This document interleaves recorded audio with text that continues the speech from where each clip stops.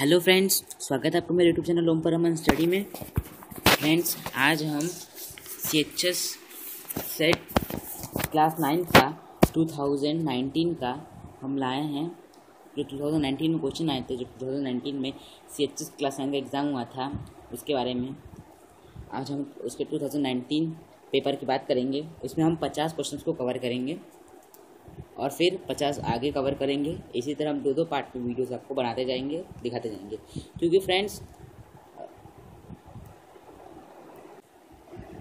Friends जो CHS का exam होने वाला है, CHS का एग्ज़ाम 14 जून से लेकर 18 जून के बीच में होगा। तो 14 जून से एग्ज़ाम स्टार्ट हो जाएगा। 14 जून से 18 जून तक क्लास 6 का एग्ज़ाम होगा और CHS का एग्ज़ाम मतलब क्लास 9 का एग्ज़ाम भी उसी आसपास में होगा, 9th का। तो हमें पहले तैयारी कर लेनी चाहिए। शायद इस बार इस अगले साल नहीं हुआ था CHS का एग्ज़ाम, तो शायद इस साल हो जाए, इसलिए हमें तैयारी करते रहनी चाहिए।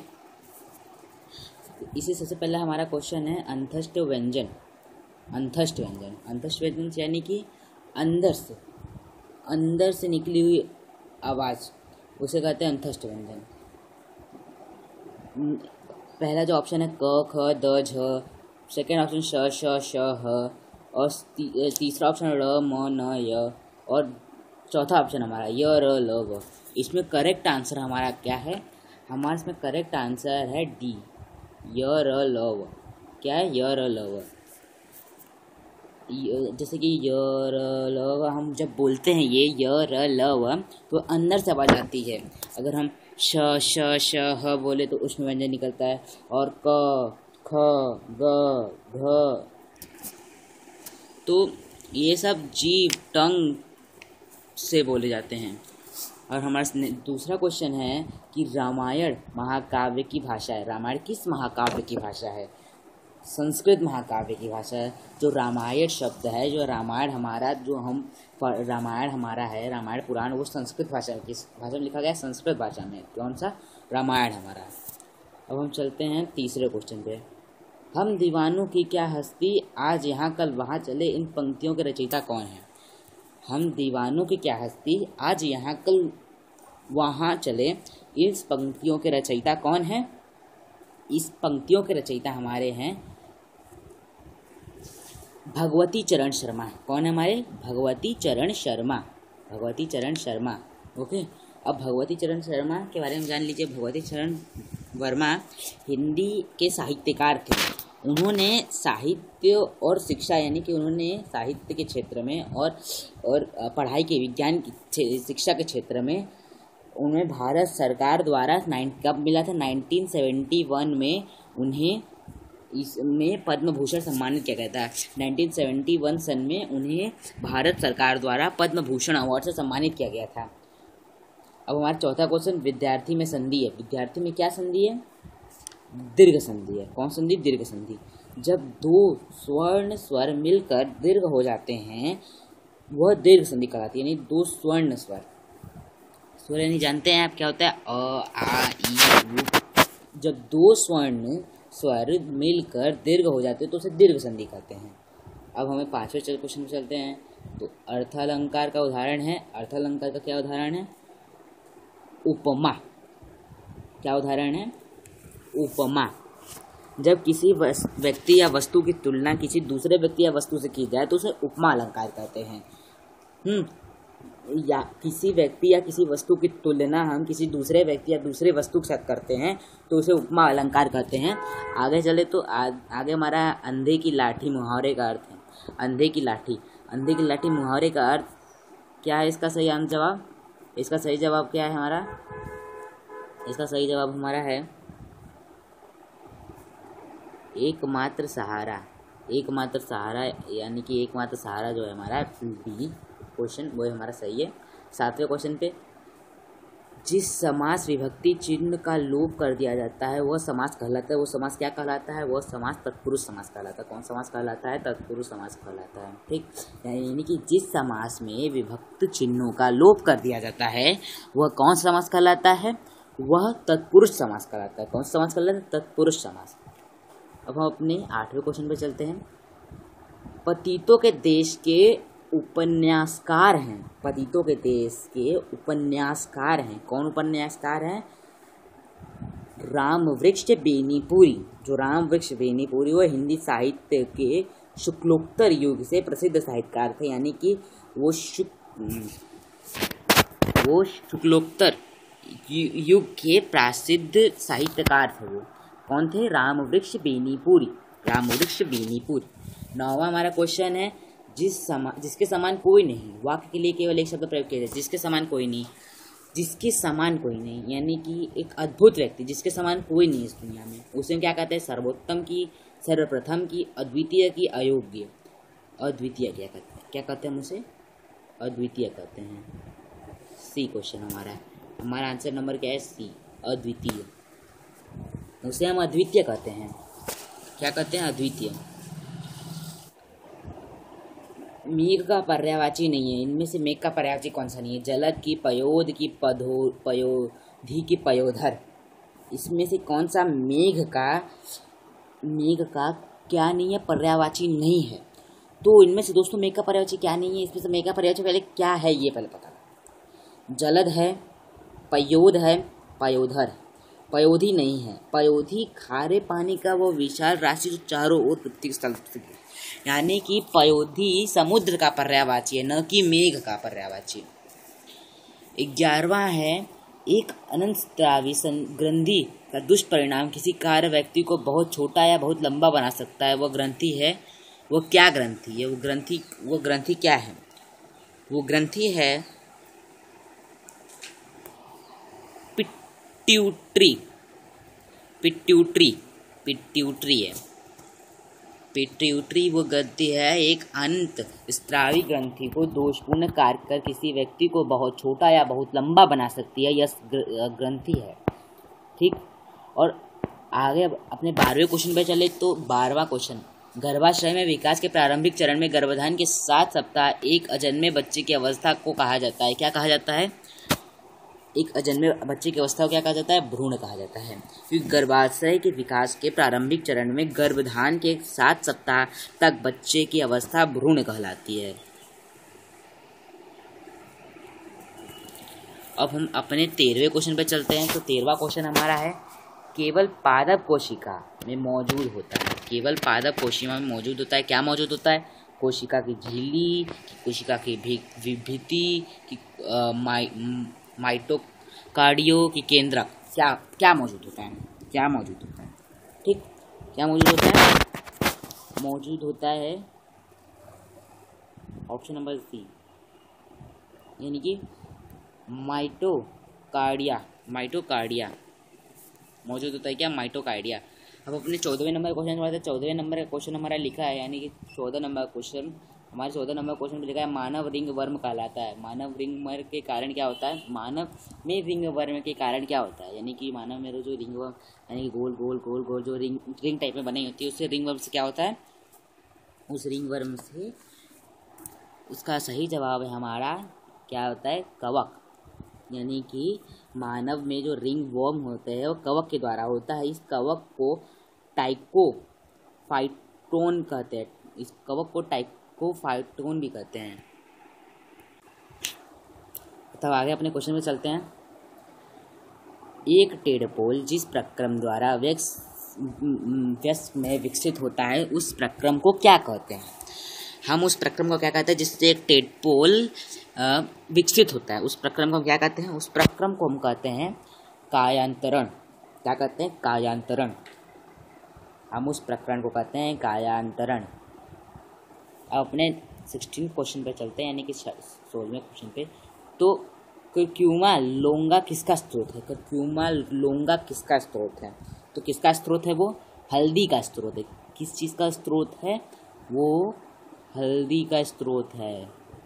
सॉरी, वो किसका स्रोत है? ऑप्शन नंबर डी, हल्दी का।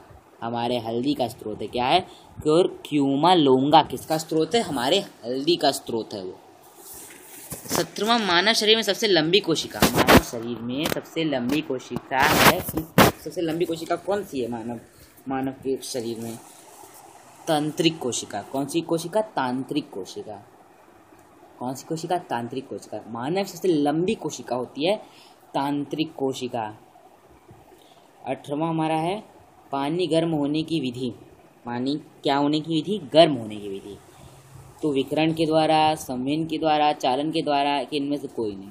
इनमें से कोई नहीं। विकिरण के द्वारा होगी नहीं, संवहन के द्वारा होगी नहीं, चालन के द्वारा होगी नहीं, वो वाष्पन के द्वारा होती है। यानी कि पानी गर्म होता है तो पानी गर्म का होना यानी कि वो अग्नि से गर्म होती है, वाष्पन होती है, धुआं बनता है।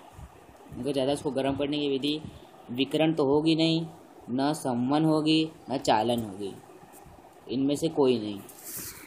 यानी कि हमारा आंसर है इनमें से कोई नहीं। 19वां हमारा इकाई के क्षेत्रफल में लगने वाले बल को क्या कहते हैं? यानी कि इकाई के क्षेत्र में लगने वाले बल को हम कहते हैं, क्या कहते हैं? दाब। कौन सा? क्या कहते हैं? बल को कहते हैं हम दाब कहते हैं। उस बल को हम दाब कहते हैं। ठीक,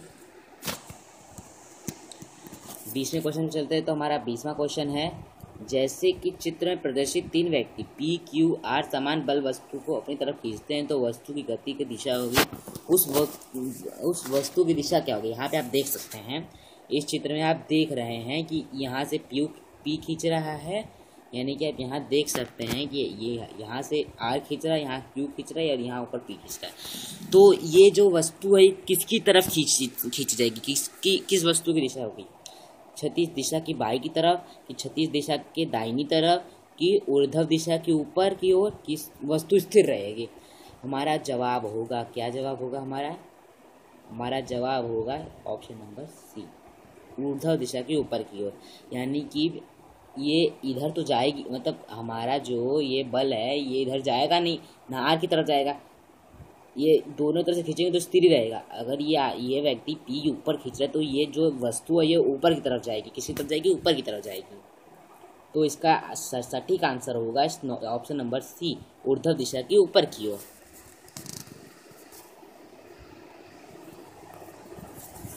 तो फ्रेंड्स आगे अपने क्वेश्चन की तरफ चलते हैं।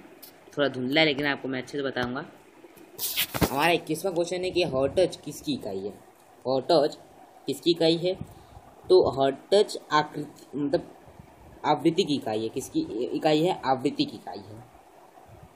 22वां, विभिन्न पदार्थों के अणुओं के बीच लगने वाले आकर्षण बल को कहते हैं, आकर्षण बल को क्या कहते हैं? आसंजक बल कहते हैं। कौन सा बल कहते हैं? आसंजक बल। विद्युतदर्शी एक यंत्र है। विद्युतदर्शी क्या है? एक यंत्र है। ऑप्शन नंबर सी, विद्युत आवेश का पता करने के लिए। विद्युतदर्शी एक यंत्र है। विद्युतदर्शी एक ऐसा यंत्र है जिसका प्रयोग विद्युत आवेश के संसूचन का मापन किया जाता है और एक प्राचीन विद्युत उपकरण है। बहुत पुराना उपकरण है, बहुत पुराने समय में इस उपकरण का प्रयोग हुआ था।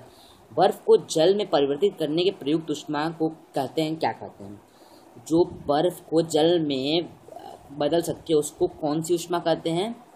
उस ऊष्मा को क्या कहते हैं? उस ऊष्मा को कहते हैं गलन की गुप्त ऊष्मा। गलन की गुप्त ऊष्मा। निम्नलिखित में से कौन सा यौगिक नहीं है? निम्नलिखित में से कौन सा यौगिक नहीं है? ग्रेफाइट यौगिक नहीं है। कौन सा यौगिक नहीं है? ग्रेफाइट यौगिक नहीं है। 26वां हमारा है लोहा अयस्क है। लोहा क्या है? अयस्क है। तो लोहा हमारा आंसर होगा मैग्नेटाइट। क्या आंसर होगा? मैग्नेटाइट। लोहा अयस्क है तो हमारा आंसर क्या हो जाएगा? हमारा आंसर हो जाएगा मैग्नेटाइट। ठीक, आगे चलते हैं क्वेश्चन के। तो कार्बन परमाणु एक युक्त अमल है। कार्बन परमाणु क्या है? एक युक्त अमल है। तो ये कौन सा युक्त अमल है? उस युक्त अमल, कौन सा युक्त अमल है ये फार्मिल यानी फार्मिक अमल है। फार्मिक अमल। ओके, कौन सा अमल है? फार्मिक अमल है। दोस्तों जो ये 28वां क्वेश्चन है, इस 28वें क्वेश्चन का भी आंसर हमको नहीं पता चला है, तो इस क्वेश्चन को छोड़ते हैं और आगे अपने नेक्स्ट क्वेश्चन की ओर बढ़ते हैं। तो निम्नलिखित में से कौन सा तत्व स्टेनलेस स्टील का अव्यय नहीं है? इन सब में से कौन सा ऐसा? तो फ्रेंड्स हमें इस 28वें क्वेश्चन आंसर नहीं पता, तो हम इस 28वें क्वेश्चन को बाद में सॉल्व करवाएंगे। तो हम पढ़ते हैं अपने नेक्स्ट क्वेश्चन में। निम्नलिखित में से कौन सा तत्व स्टेनलेस स्टील अव्यय नहीं है? लोहा है कि कार्बन है कि जस्ता है कि क्रोमियम? कौन सा नहीं है? तो इसका सटीक यानी सही आंसर क्या होगा हमारा? जस्ता। कौन सा नहीं है? जस्ता नहीं है। कौन सा नहीं है? जस्ता नहीं है। ओके, आगे चल रहे तो हमारे 30वें क्वेश्चन पे। तो रदरफोर्ड के अल्फा कर्ण विस्फोटन प्रयोग के अंततः इस निष्कर्ष पे पहुंचा गया है कि क्या पहुंचा गया है, निष्कर्ष पे पहुंचा गया है नाभिक के चारों ओर इलेक्ट्रॉन का स्थान होता है। किसके ओर? नाभिक के जो चारों ओर इलेक्ट्रॉन का आवेश होता है। ठीक है, किसका आवेश होता है? इलेक्ट्रॉन का आवेश होता है। तो रदरफोर्ड जो थे वो अल्फा कण विकिरण के प्रयोग से इस निष्कर्ष पे पहुंचे थे कि नाभिक के चारों ओर इलेक्ट्रॉन का क्या होता है? स्थान होता है। रदरफोर्ड ने बताया था, क्या बताया था कि नाभिक के, हमारा ऑप्शन नंबर डी, नाभिक के चारों ओर इलेक्ट्रॉन का स्थान होता है। चलते आगे। तो भारतीय संविधान के अनुच्छेद के अंतर्गत जीवन जीने का अधिकार आता है। किस अनुच्छेद में आता है जीवन जीने का अधिकार? अनुच्छेद नंबर 21, अनुच्छेद 21 पे। अनुच्छेद किस पे? 21 पे। स्वतंत्रता समानता बंधुत्व संबंधित है। स्वतंत्रता संबंधता बंधुत्व संबंधित है। किससे संबंधित है? संबंधित किससे है? ऑप्शन नंबर डी, यानी कि फ्रांसीसी क्रांति से संबंधित है। फ्रांसीसी क्रांति से। भारत में हरी क्रांति के जनक किसे कहा जाता है? किसे कहा जाता है हरी क्रांति के जनक? एम.एस. स्वामीनाथन। भारत में हरी क्रांति, ग्रीन रिवॉल्यूशन के पितामह डॉक्टर एम.एस. स्वामीनाथन पूर्वी डीजे ISR के जो दिल्ली में उनका जो जन्म हुआ था, यानी कि भारत हरी क्रांति किसे कहा जाता है? आंसर हमारा क्या है? एम.एस. स्वामीनाथन। जो तो एम.एस. स्वामीनाथन थे दोस्तों, वो इसलिए कि मैंने आपको बताया कि भारत में जो हरी क्रांति यानी कि ग्रीन रेवोल्यूशन के पितामह डॉक्टर एस.एस. स्वामीनाथन थे, वो पूर्व DG यानी कि ISR दिल्ली में उनका जन्म 7 अगस्त 1925 में और तमिलनाडु में हुआ है। और वर्ष 1665 से 1666 में कृषि क्षेत्र में उत्पादन गेहूं, चावल, मक्का, घी, उपचार, शंकर, यानी कि ये जो थे डॉक्टर भारत के हरी क्रांति किसे कहा जाता है? तो स्वामीनाथन, आप इतना याद रखिए।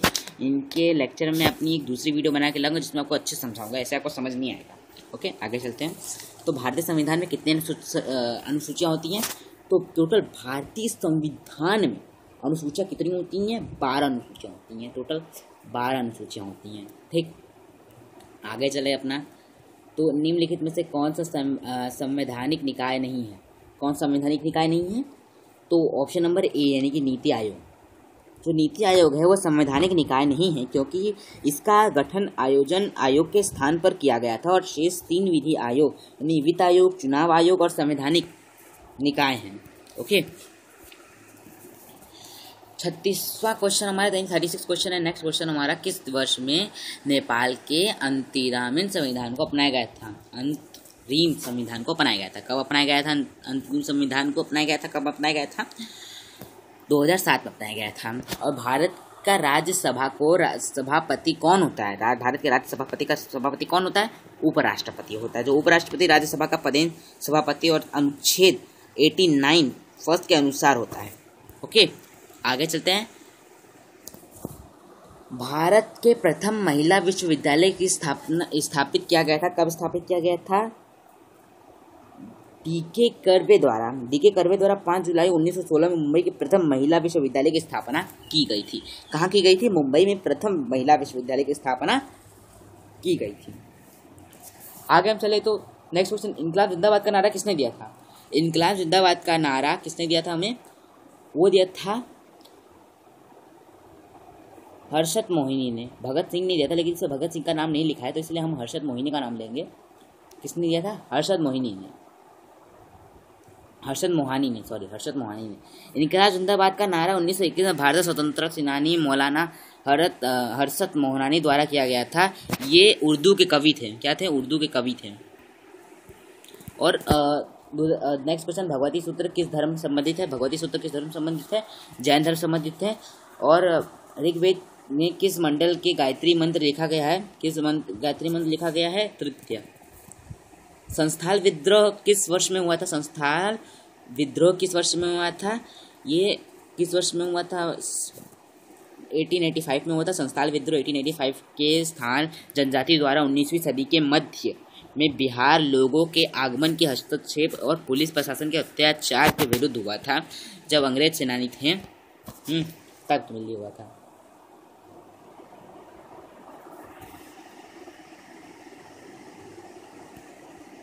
तो अब आगे हम अपने चलते हैं। नेक्स्ट क्वेश्चन हमारा है प्रत्यक्ष कार्यवाही दिवस का आह्वान कब किया जाता है। प्रत्यक्ष कार्यवाही का आह्वान कब किया जाता है? 16 अगस्त 1946 को। कब? 16 अगस्त 1946 को कैबिनेट मिशन योजना को अस्वीकार करते हुए जिन्ना द्वारा और एवं पंडित जवाहरलाल नेहरू द्वारा सरकार बनाने के विरोध किया गया था। और आगे चलते हैं तो पृथ्वी की सबसे पतली परत कौन सी है? क्रस्ट होती है। सबसे पतली परत हमारी कौन सी है? क्रस्ट। 45 क्वेश्चन पे डी, भारतीय समूह जो अरब सागर में स्थित है वो क्या स्थित है? जावा नहीं है, मालदीव भी नहीं है, अंडमान निकोबार भी नहीं है,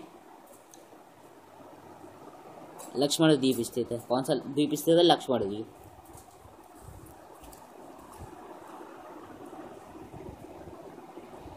फोर्टी-6 क्वेश्चन, भारत का मानक मध्यमाहन रेखा है। कौन सा मध्यमाहन रेखा है?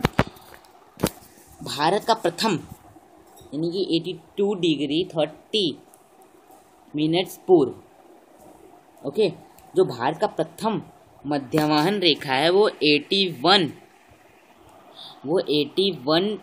ऑफ 1/2 डिग्री यानी कौन से भाई? 81 ऑफ 1/2 डिग्री। कितना है? 1/2 डिग्री पूर्वी देशांतर है। कितना पूर्वी देशांतर है? जो इलाहाबाद के पास होकर गुजरती है। और मध्यमाहन रेखा जो भारत की प्रामाणिक समय पर निर्धारित है। आगे चलते तो पृथ्वी और सूर्य के मध्य में अधिकतम दूरी की उपस्थिति कैसे मानी जाती है? कैसे मानी जाती है अधिकतम उस उपस्थिति यानी कि दूरी कितनी मानी जाती है? अपसौर से मानी जाती है। किससे मानी जाती है? अपसौर से। वर्ष 2018 में नोबेल पुरस्कार शांति पुरस्कार किससे दिया जाता है? किससे दिया जाता है?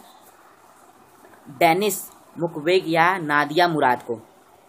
2018 को नोबेल पुरस्कार के इराक की यजीदी कार्यकर्ता नादिया मुराद यौन दस्ता के विरुद्ध संघर्ष एवं कांगो की महिला रोग विशेषज्ञ डेनिस मुक्वेगे के संयुक्त रूप में दिया गया था। कहाँ दिया था?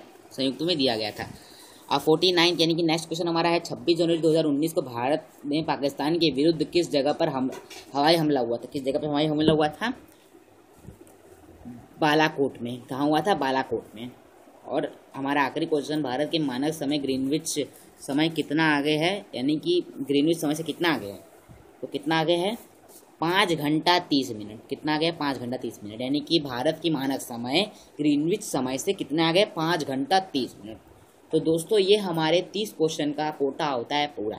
अब हम 50 क्वेश्चन का कोटा होता है पूरा। अब हम अगले यानी कि 50 क्वेश्चन और टोटल 100 क्वेश्चन लाएंगे। उसमें अब हम आपको मैथ भी सॉल्व करवाएंगे। तो अब तक के लिए बाय, शुक्रिया, नमस्कार।